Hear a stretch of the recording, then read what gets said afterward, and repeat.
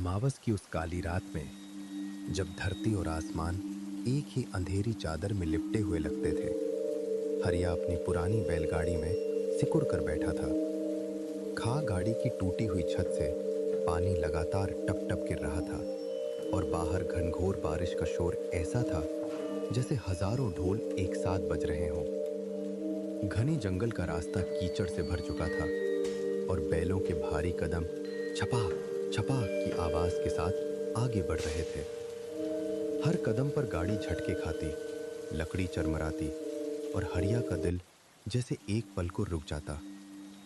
उसके आसपास सिर्फ अंधेरा ही नहीं था, एक गाढ़ी डरावनी धुंध भी थी जो बैलगाड़ी के बिल्कुल पास तैर रही थी।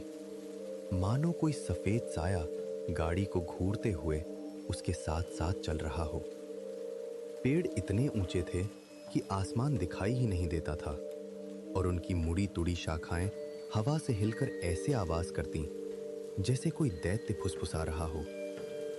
हरिया कांपते हाथों से बैलगाड़ी का पर्दा उठाकर बाहर झांकता, पर सामने सिर्फ धुंध धुंध और ज्यादा धुंध। उसे अपना ही गांव याद आने लगा, बच्चों की हंसी, घर का आंगन। लेकिन इस अंधेरे सफर में वे यादें भी डर के सामने छोटी पड़ने लगी। वो धीरे से खुद से बड़बड़ाया, हे भगवान, बस जल्दी से घर पहुंचा दे, कहीं ये जंगल मुझे निगल न जाए। उसकी आवाज इतनी धीमी थी कि बारिश की मार के नीचे खुद हरिया ने भी ठीक से नहीं सुना। बैल भी बेचैन थे, कभी फुफकारते, कभी एकाएक रुक जाते, जैसे उन्हें भी कोई अनजान खतरा महसूस हो रहा हो। घंटियों की टन टन की आवाज उस सुनसान घुटन भरे जंगल में किसी प्रेत की हंसी जैसी सुनाई दे रही थी। और हर बार बिजली चमकती तो हरिया को लगता कि धुंध के पीछे पेड़ों की छाया में कोई अजीब सी आकृति खड़ी है जो उसी को देखते हुए इंतजार कर रही है। हरिया ने अपनी गीली कमीज कसकर पकड़ ली और आंखें बंद कर ली। उसे लगता था कि वो इस जंगल में अकेला नहीं है, कोई और भी उसके साथ सफर कर रहा है, बस दिखता नहीं। इसी बीच धुंध के उस पार, बारिश की परतों के बीच, अचानक हरिया की नजर किसी चीज पर अटक गई। दूर, बहुत दूर, एक काली पहाड़ी की तरफ एक गुफा। लेकिन वो कोई साधारण गुफा नहीं थी। उसके अंदर से हल्की टिमटिमाती पीली रोशनी बाहर आ रही थी, जैसे कोई दिया हो या जैसे कोई भीतर से झिलमिलाकर किसी को बुला रहा हो। बारिश की धुंधली चादर में वो रोशनी ऐसे लग रही थी जैसे अंधेरे में कोई रहस्य छिपा हो जो सिर्फ हरिया को दिख रहा हो। हरिया की रूह कांप गई। उसने बैलों की रस्सी कसकर पकड़ी और धीमी आवाज में बोला, ई रोशनी कौन जगा रियो है भला इस जंगल में, अमावस की रात में। बैल भी बेचैन होकर फुफकारने लगे, जैसे उन्होंने भी उस गुफा की अजीब चमक को महसूस कर लिया हो। हरिया समझ नहीं पाया, उसे उस रोशनी की ओर जाना चाहिए या जंगल के अंधेरे से भाग जाना चाहिए। लेकिन किस्मत ने तो जैसे उसे उसी दिशा में खींचना शुरू कर दिया था। बैलगाड़ी गुफा के ठीक मुख पर जाकर अपने आप मुड़ गई, मानो किसी अदृश्य ताकत ने उसकी दिशा बदल दी हो। पहियों ने कीचड़ में गहरा निशान बनाया और बैल एक साथ थमकर बेचैन सांसें लेने लगे। हरिया की गर्दन में झुरझुरी दौड़ गई। वो कांपती आवाज में बुदबुदाया, अरे बाप रे, ये का बखत है, गाड़ी तो जैसे खिंचत चली आई इधर, भगवान बचाए। हरिया की बोली जंगल की सन्नाटे में गूंज गई। वो हिम्मत जुटाकर नीचे उतरा। बारिश की बूंदें अब भी टप टप गिर रही थीं, मगर गुफा के अंदर जैसे कोई अनदेखा ताप था, एक ऐसी हवा जो बाहर की बारिश से बिल्कुल अलग, किसी पुराने रहस्य जैसी लग रही थी। गुफा के अंदर कदम रखते ही धुंध धीरे धीरे पीछे छूट गई और एक अजीब सी गहरी शांति ने उसे घेर लिया। हरिया की सांसें तेज हो गईं। उसने दाईं ओर टिमटिमाती रोशनी देखी, जैसे कोई दीपक हो। लेकिन यहां दीपक जलाने वाला कौन? वो झुकते हुए धीरे धीरे आगे बढ़ा। हाथ दीवार पर रखा तो उसे महसूस हुआ, पत्थर बहुत ठंडा, पर किसी जगह से हल्की गर्माहट भी आ रही थी। जैसे भीतर कोई शक्ति सांस ले रही हो। फिर अचानक उसका पांव जैसे किसी गोल चिकने पत्थर से टकराया। हरिया ने अपनी मटमैली लालटेन उठाई और उसकी आंखें चकित रह गईं। गुफा के बीचों बीच एक बहुत ही पुराना काई से ढका हुआ शिवलिंग रखा था। इतना पुराना कि लगता था सदियों से किसी ने इसे छुआ भी नहीं। उसके चारों ओर मिट्टी और समय की परतें जम चुकी थीं, मगर शिवलिंग के ऊपरी हिस्से से फिर भी एक हल्की स्वर्ण सी चमक निकल रही थी। हरिया का मुंह अपने आप खुल गया। ए महादेव, ये का योजना है आपकी? वो गांव की भाषा में डर और श्रद्धा के संग बोल पड़ा। गुफा की छत से पानी की बूंद सीधी शिवलिंग पर गिरी, टप, और उसी पल भीतर गूंज हुई। हरिया अभी भी कांपते कदमों के साथ शिवलिंग को देख ही रहा था कि अचानक गुफा के अंदर से किसी के चलने की धीमी आहट सुनाई दी। अंधेरे और धुंध की परतों को चीरते हुए एक बहुत बूढ़ा पुजारी बाहर आया। सफेद दाढ़ी, सूखे चेहरे पर झुर्रियां, लेकिन आंखों में अजीब सी चमक। हरिया घबरा गया और पीछे हटकर बोला, आप कौन हो बाबा? इस गुफा में क्या कर रहे हो? पुजारी ने हाथ उठाकर उसे शांत किया। डरो मत बेटा, मैं वर्षों से इस गुफा में भगवान शिव की पूजा कर रहा हूं। ये रोशनी, ये दीपक, सब मैंने ही जलाया है। जब बाहर अंधेरा घना हो और बारिश का मौसम हो, तब यहां कोई नहीं आता, लेकिन आज तुम आए हो।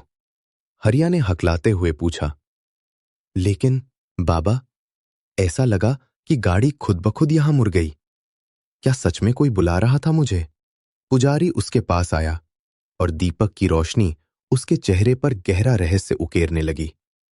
उसने धीमे मगर दृढ़ स्वर में कहा, हां बेटा, तुम्हें बुलाया गया है। कोई सामान्य व्यक्ति यहां यूं ही नहीं आता। इस शिवलिंग का एक पुराना रहस्य है और वो आज तुम्हें जानना ही होगा।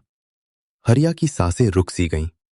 उसके मन में 100 सवाल जाग उठे, लेकिन पुजारी की आंखों में जो गंभीरता थी, उसने हरिया को चुप करा दिया। पुजारी ने गुफा के बाहर की ओर इशारा किया, जहां धुंध और काली बारिश रात को और भयावह बना रही थी।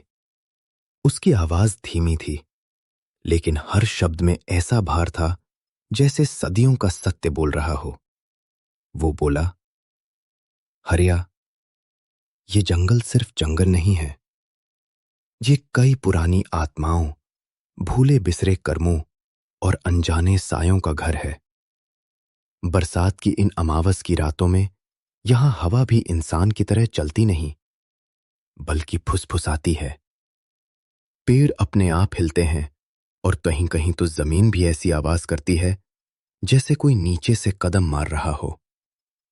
हरिया की धड़कनें तेज हो गईं। उसने डरते हुए पूछा, बाबा, तो फिर मैं यहां रात को कैसे? पुजारी ने उसकी बात बीच में ही काट दी। यही वजह है कि मैं कह रहा हूं, आज तुम गुफा से बाहर मत निकलना। यहां शिव की कृपा है और ये जगह तुम्हें उन चीजों से बचाएगी जिन्हें तुम अभी समझ भी नहीं सकते। बाहर की रात तुम्हारे लिए ठीक नहीं है हरिया। बरसात और धुंध के बीच आज वो सब जागता है जिसे सामान्य लोग देख भी नहीं पाते। हरिया ने पुजारी की आंखों में झांका। वहां डर नहीं था, बल्कि एक बेहद गहरा सत्य छिपा था। पुजारी धीरे से आगे बोला, रात यहीं रहो बेटा। महादेव की छाया तुम्हारी रक्षा करेगी। सुबह होने पर मैं तुम्हें वो कहानी सुनाऊंगा जिसकी वजह से तुम्हारे कदम आज इस गुफा तक खिंचे आए हैं। हरिया चुप हो गया। गुफा की रोशनी बाहर की काली रात से टकरा रही थी, जैसे भीतर सुरक्षा है और बाहर कोई अदृश्य खतरा। हरिया पत्थर की तरह जमकर लेटा था, लेकिन बाहर से आती वो करुण पुकार जैसे उसके दिल में सीधी उतर रही थी। हरिया, ओ मेरे लाल, कहाँ चला गया तू? ये कैसी रात में तू मुझसे बिछुड़ गया बेटे? देख, बाहर कैसी बरसात हो रही है। धुंध है, अंधेरा है, रास्ता भी दिखाई नहीं देता।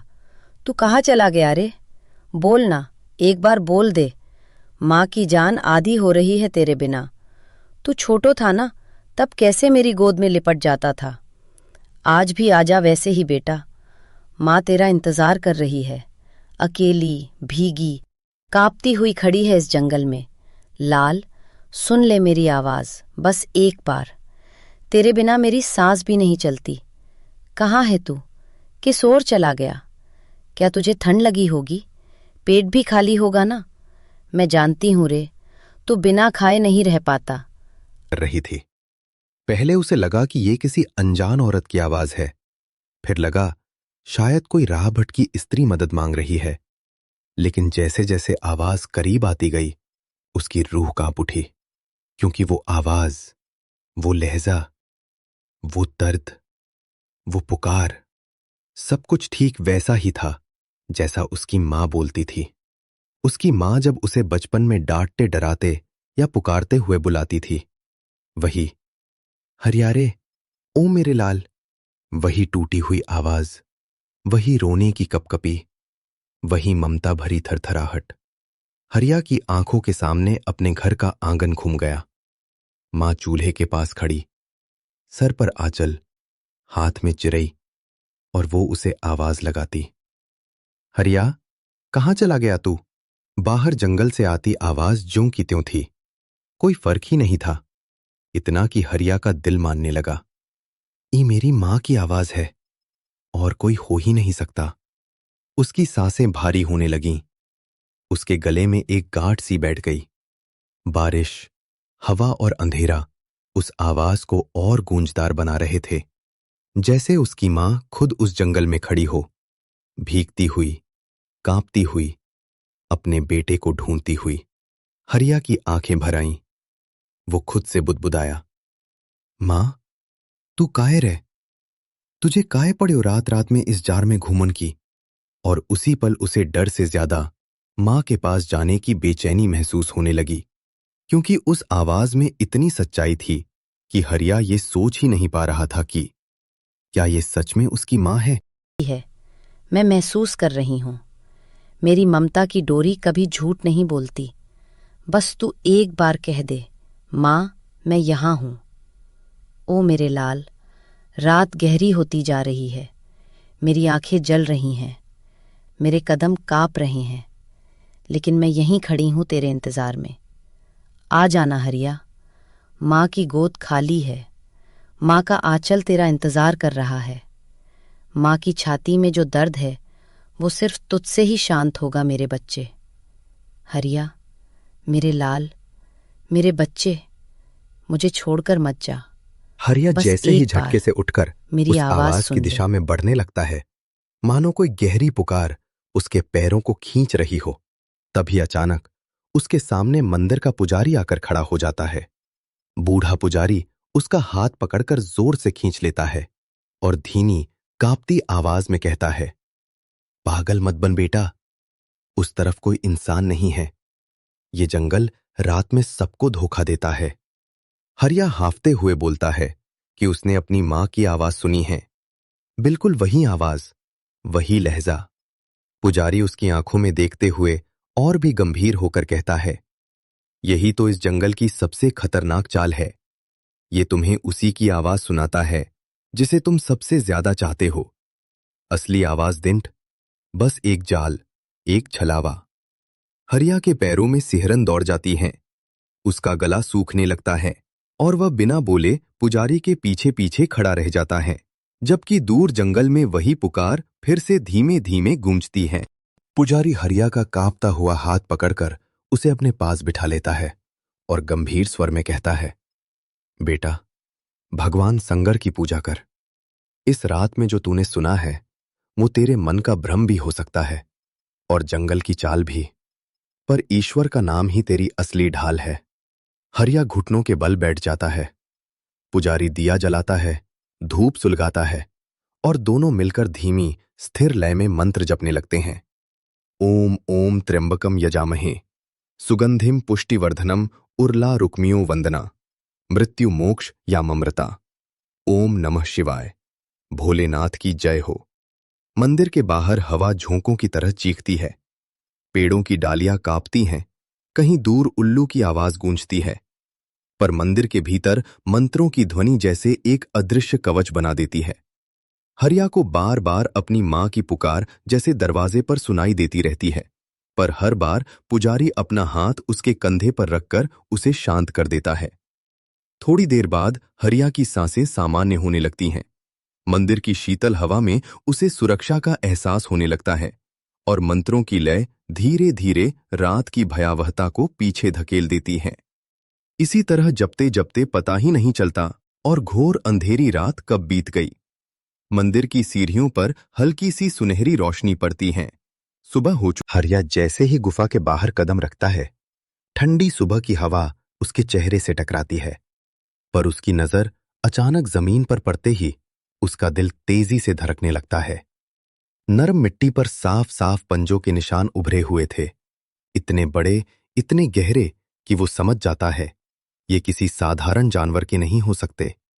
हर निशान के चारों ओर मिट्टी हल्की सी जली हुई थी, जैसे रात में कोई अग्नि जैसा प्राणी वहां घूम गया हो। हरिया घुटनों के बल बैठकर उन निशानों को ध्यान से देखता है। उसके गले में सूखापन उतर आता है, मन में रात की वो करुण पुकार गूंज उठती है, हरिया, ओ हरिया बेटा। और उसके बदन में सिहरन दौड़ जाती है।